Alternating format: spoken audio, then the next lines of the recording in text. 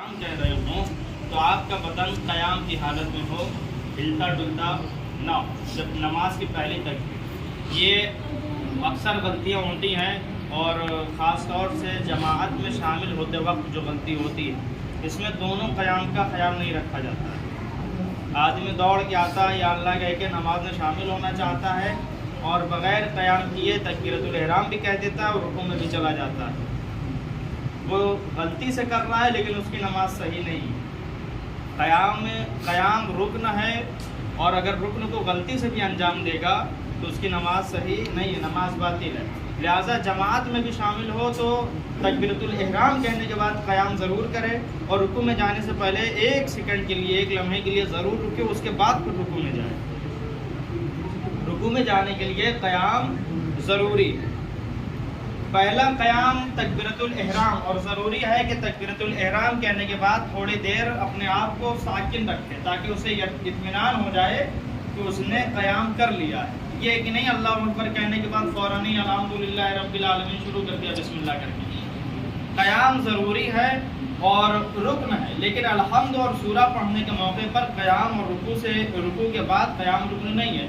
یعنی تکبیرۃ الاحرام کہنے کے بعد جب آپ نے قیام کر لیا اور الحمد کی سورہ پڑھ رہے ہیں تو اس وقت قیام رکن نہیں ہے۔ یعنی اگر آپ غلطی سے ہل ڈل جا رہے ہیں تو کوئی حرج نہیں ہے۔ رکوع میں جانے کے بعد یعنی سجدے کی حالت میں کھڑے ہوتے وقت بیٹھتے وقت اگر آپ قیام نہیں کر رہے ہیں تو بھی آپ کی نماز صحیح نہیں ہے، نماز صحیح ہے۔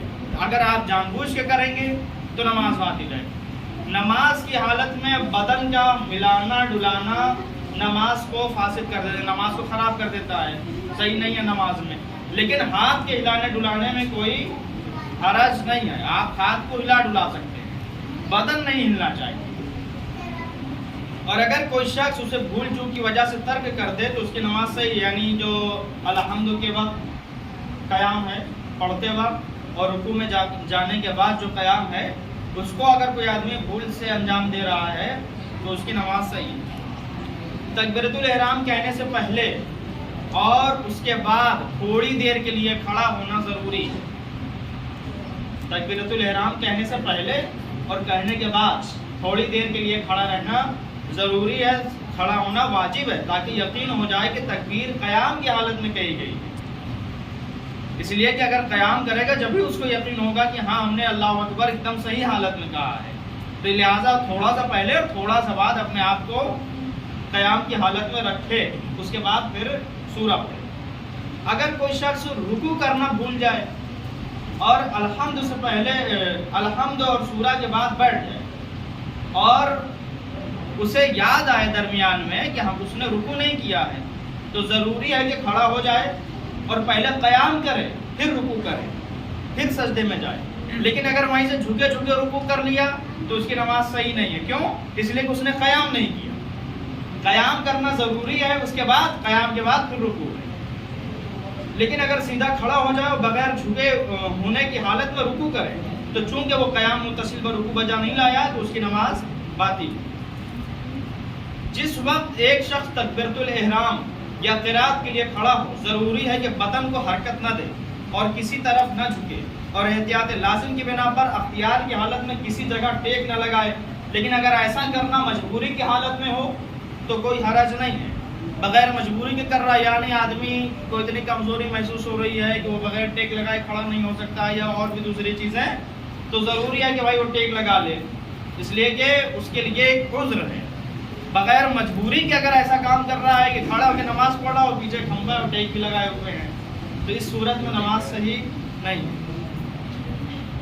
احتیاط واجب یہ ہے کہ قیام کے وقت انسان کے دونوں پاؤں زمین پر ہوں، لیکن یہ ضروری نہیں کہ بدن کا بوجھ دونوں پاؤں پر ہو، چنانچہ اگر پاؤں پر بھی ہو تو کوئی اشکال نہیں ہے۔ یعنی اگر بیٹھ سکتا ہے، پاؤں زمین پر ہے، کسی وجہ سے کھڑا نہیں رہ سکتا ہے تو بیٹھ کر کسی ٹیبل پہ یا کسی اور چیز پہ نماز ادا کر سکتا ہے۔ اگر متحرک بدن کی حالت میں کوئی شخص مستحب ذکر پڑھے، مثلا رکوع سجدے میں جانے کے وقت تکبیر کہے اور اس ذکر کے قصد سے کہے کہ جس کا نماز میں حکم دیا گیا تو وہ ذکر صحیح نہیں لیکن اس کی نماز صحیح ہے۔